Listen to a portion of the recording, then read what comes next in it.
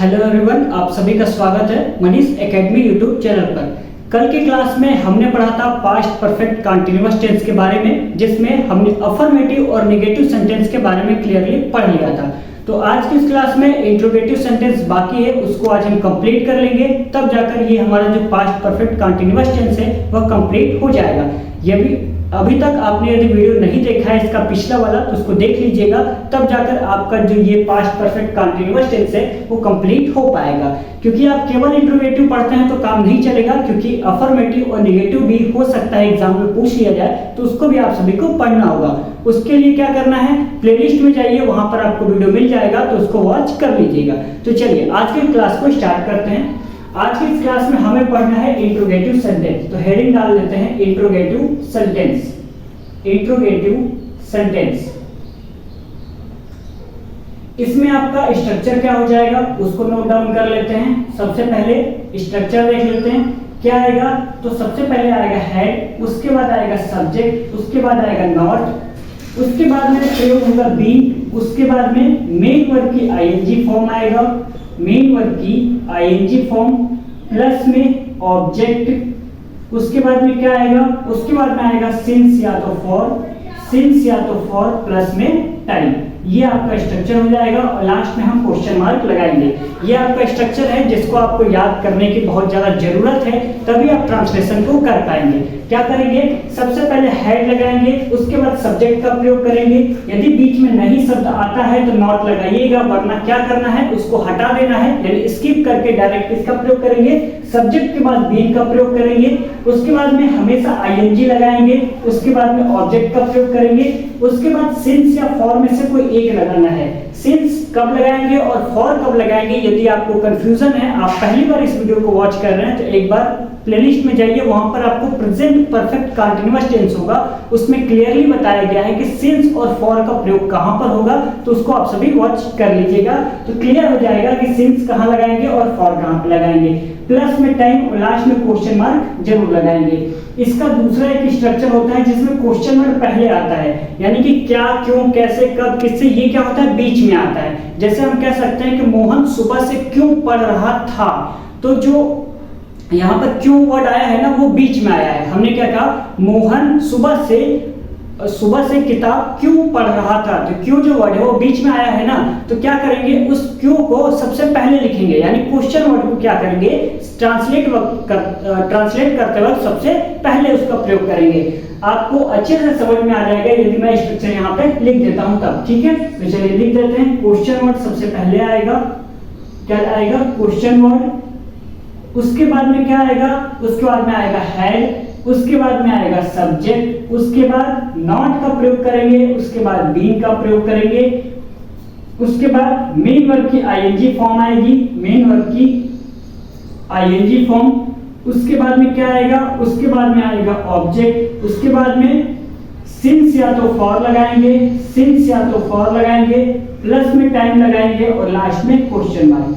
यानी सेंटेंस की शुरुआत क्या से होती है, तो हम पहला वाला स्ट्रक्चर यूज करेंगे, यानी जो हेल्पिंग वर्ब है हेड उसको पहले लगाएंगे, उसके बाद सब्जेक्ट नॉट का प्रयोग मैंने बता दिया, आएगा तो करिएगा वरना नहीं करना है, उसके बाद बी, उसके बाद मेन वर्ब की ING form plus object last, और उसके बाद सिंस और फॉर में से कोई एक यूज करना है, उसके बाद में टाइम प्लस में क्वेश्चन मार्क। यदि क्या, क्यों, कैसे का बीच में आता है तो किसका प्रयोग करेंगे, सबसे पहले क्वेश्चन वर्ड का प्रयोग करेंगे, उसके बाद में हेड लगाएंगे, उसके बाद में सब्जेक्ट लगाएंगे, यदि नॉट आता है तो लगाइए, वरना उसके बाद डायरेक्ट बीन का प्रयोग करेंगे, ठीक है।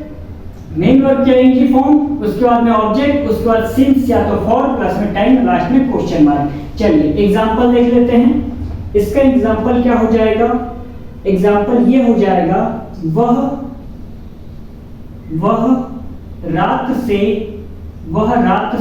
क्या है, टीवी देख रहा था, वह रात से टीवी देख रहा था। क्या आप सभी इस ट्रांसलेशन को बना लेंगे, तो जी हाँ बना लेंगे, लेकिन आपको ये बताना है कि ये इंट्रोगेटिव सेंटेंस है या अफर्मेटिव है या नेगेटिव है।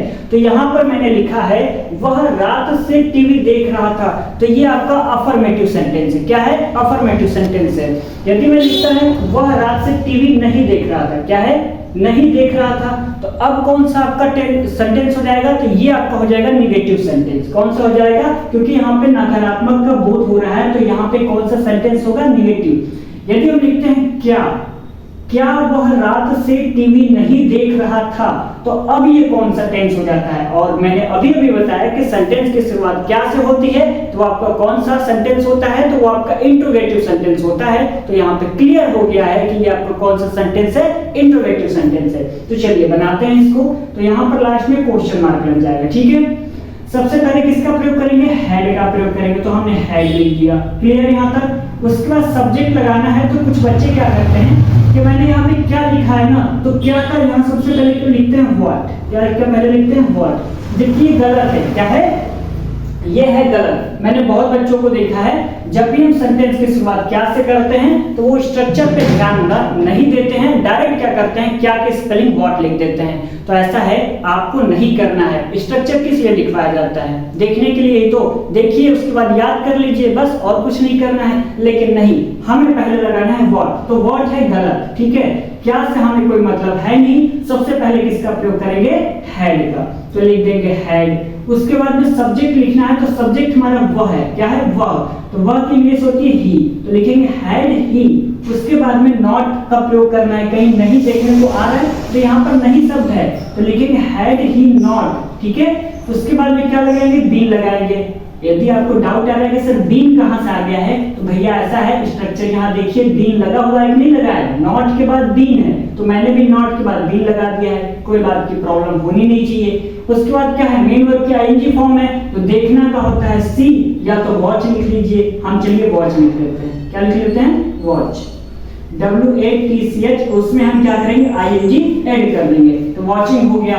ऑब्जेक्ट क्या है हमारा, टीवी, तो यहाँ लिख देंगे टीवी। और मैंने बताया था सिंस कहाँ पे लगेगा, जहां पर पार्ट ऑफ ए डे की बात की जाएगी, यानी सिंस मॉर्निंग और सिंस इवनिंग की बात की जाएगी। तो यहाँ पे लिख लेते हैं, had he not been watching TV since night. क्या होगा, सिंस नाइट। ये आपका जो ट्रांसलेट है, वो आपका ट्रांसलेट कंप्लीट हो गया है। तो उम्मीद करते हैं आपको इंट्रोगेटिव सेंटेंस क्लियरली समझ में आ गया होगा। चलिए एक और एग्जांपल देख लेते हैं, ठीक है। एक और एग्जांपल देख लेते हैं, क्वेश्चन वर्ड वाला। क्वेश्चन वर्ड का एक ट्रांसलेट देख लेते हैं। लिखते हैं यहाँ पे, मेरे पिताजी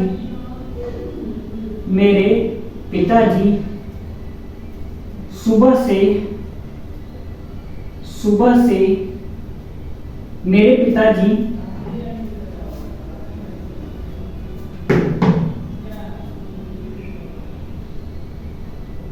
2 घंटे से, क्या है, मेरे पिताजी 2 घंटे से किताब क्यों पढ़ रहे थे, ये आपका ट्रांसलेशन है, ठीक है। क्या है, मेरे पिताजी 2 घंटे से किताब क्यों पढ़ रहे थे। और मैंने बताया था क्या, क्यों, कैसे का बीच में आता है, तो यानी वो क्वेश्चन वर्ड है, और क्वेश्चन वर्ड को हम क्या करेंगे, सबसे पहले लिख देंगे।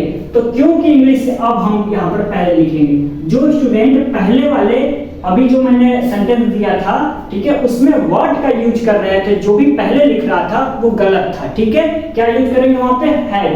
अब कोई कहेगा सर यहाँ पर आपने वाई क्यों लिखा है, तो भैया ऐसा है कि मैंने बता दिया है कि जब क्वेश्चन वर्ड बीच में आएगा तो उसकी स्पेलिंग सबसे पहले लिखते हैं। तो मैंने क्या किया, उसकी इंग्लिश पहले लिख दिया वाई, ठीक है। उसके बाद क्या है, हेड लगाएंगे, तो वाई के बाद हेड लगा दिया।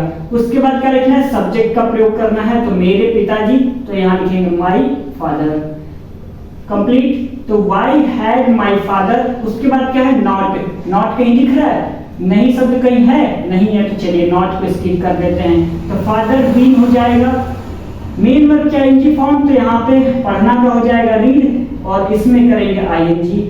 ऑब्जेक्ट हमारा क्या है, ऑब्जेक्ट है हमारा बुक, तो लिखेंगे रीडिंग बुक। अब बताइए 2 घंटे से, तो यहाँ पे सिंस लगाएंगे या फॉर लगाएंगे, तो यहाँ पे फॉर का प्रयोग करेंगे। किसका प्रयोग करेंगे, फॉर। तो फॉर 2 आवर, ये आपका कंप्लीट हो गया।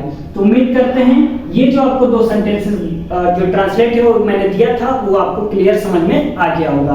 तो यानी अब आपका जो पास्ट परफेक्ट कंटीन्यूअस टेंस है उसका अफर्मेटिव, नेगेटिव और इंट्रोगेटिव ये तीनों के तीनों मैंने करा दिया है। तो ये आपका कंप्लीट हो गया। तो चलिए आज हम पढ़ लेते हैं अब फ्यूचर इंडेफिनिट टेंस। ठीक है, क्या पढ़ लेते हैं? Future indefinite tense.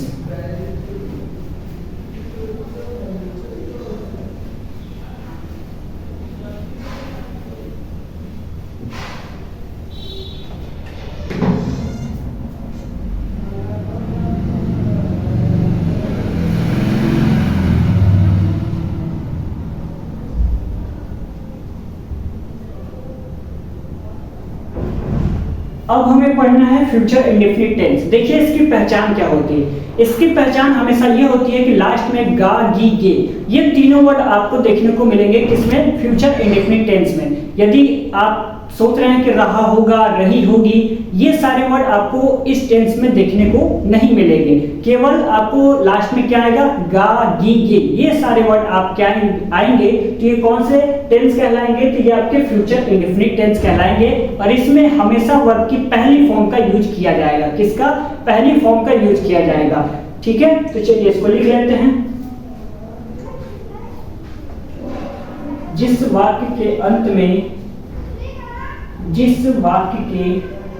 अंत में गा, गी, गे इत्यादि शब्द आते हैं वह फ्यूचर इंडेफिनिट टेंस कहलाते हैं। वह फ्यूचर इंडेफिनिट टेंस कहलाते हैं। ठीक है, इसका स्ट्रक्चर देख लेते हैं क्या होता है। स्ट्रक्चर सबसे पहले क्या आएगा? सब्जेक्ट आएगा। उसके बाद में विल या तो शैल का प्रयोग होगा। उसके बाद V1, उसके बाद में ऑब्जेक्ट। विल का प्रयोग कहां पर होता है? नोट डाउन करके लिख लेते हैं। यदि सब्जेक्ट सिंगुलर है, यदि सब्जेक्ट एक वचन है तब विल का प्रयोग करेंगे। और यदि सब्जेक्ट बहुवचन है, यदि सब्जेक्ट आपका क्या है? बहुवचन है, तब किसका प्रयोग करेंगे? तब प्रयोग करेंगे शैल का। यानी आई और वी इसके साथ भी किसका प्रयोग करेंगे? शैल का। देखिए मैंने अभी आपको ये बताया कि जिस वाक्य के अंत में आपको ये तीनों वर्ड देखने को मिलेंगे वो आपके फ्यूचर इंडेफिनिट टेंस कहलाते हैं। और इसका स्ट्रक्चर हमेशा हो जाएगा सब्जेक्ट विल या तो शैल का प्रयोग करेंगे और वर्ब की पहली फॉर्म का प्रयोग करेंगे और ऑब्जेक्ट लगाएंगे। ठीक है, विल का प्रयोग वहां पे किया जाता है जहां पर सब्जेक्ट आपका एक वचन होता है। और बहुवचन का प्रयोग हमेशा वहां करते हैं जहां पर सब्जेक्ट आपका क्या? बहुवचन में होगा, वहां पर आपका शैल का प्रयोग किया जाएगा। क्लियर? जहां पर सब्जेक्ट एक वचन है विल का प्रयोग, जहां पर सब्जेक्ट आपका बहुवचन है वहां पर शैल का प्रयोग। और आई और वी के साथ हमेशा शैल का प्रयोग होगा और बाकी अन्य कर्ताओं के साथ किसका प्रयोग होगा? बाकी के साथ विल का प्रयोग होगा। लेकिन कहीं कहीं पर आपको पता है, कहीं कहीं पर आपको आई और वी के साथ विल का भी प्रयोग देखने को मिलेगा और बाकी कर्ताओं के साथ शैल का प्रयोग देखने को मिलेगा। जैसे आपको पता है कि ही के साथ विल लगता है, ही के साथ विल लगता है। लेकिन यदि ये कहता हूं कि ही के साथ शैल भी लग सकता है, क्या? ही के साथ शैल भी लग सकता है। ये किस कंडीशन में लगेगा? जहां पर डिटरमिनेशन की बात की जाएगी, प्रॉमिस की बात की जाएगी, जहां पर थ्रेट की बात की जाएगी, वहां पर आपका ही के साथ विल का प्रयोग होगा और आई ही के साथ शैल का प्रयोग होगा और आई के साथ विल का प्रयोग होगा। कुछ क्लियर? कुछ समझ में आया? जहां पर सब्जेक्ट आपका एक वचन है विल का प्रयोग, जहां पर सब्जेक्ट बहुवचन है वहां पर शैल का प्रयोग। लेकिन इसके अलावा कभी कभी ऐसा होता है कि जब भी हम प्रॉमिस की बात करते हैं, थ्रेट की बात करते हैं या डिटर्मिनेशन की बात करते हैं तो वहां पर आई के साथ शैल न लगकर आई के साथ विल का प्रयोग होता है। लेकिन आपने ये देखा है कि ही के साथ विल का प्रयोग होता है, लेकिन मैंने अभी अभी बताया जहां पर प्रॉमिस, डिटर्मिनेशन और थ्रेट की बात की जाएगी वहां पर ही के साथ शैल का प्रयोग करते हैं। जैसे एग्जांपल में मैं ये कहता हूं कि मैं तुम्हें बाहर देख लूंगा, मैं तुम्हें बाहर देख लूंगा। जैसे आप सभी क्लास में हैं और थोड़ा बहुत यहाँ पे झगड़ा हो जाता है तो आप दूसरे स्टूडेंट से ये कहते हैं कि मैं तुम्हें बाहर देख लूंगा, तो ये आप उससे क्या कह रहे हैं? थ्रेट दे रहे हैं। क्या दे रहे हैं? थ्रेट दे रहे हैं कि मैं तुम्हें बाहर देख लूंगा। तो यहाँ पर आई के साथ किसका प्रयोग करेंगे? शैल का नहीं, यहाँ पर आई के साथ विल का प्रयोग करेंगे। ठीक है, उम्मीद है कि ये सारी बातें आपको क्लियर समझ में आ गई होंगी। तो आज की इस क्लास में बस इतना ही, आपको और अच्छे से समझाने की कोशिश करूंगा अगले क्लास में। ठीक है, तो मिलते हैं अगले वीडियो में, तब तक के लिए बहुत बहुत धन्यवाद।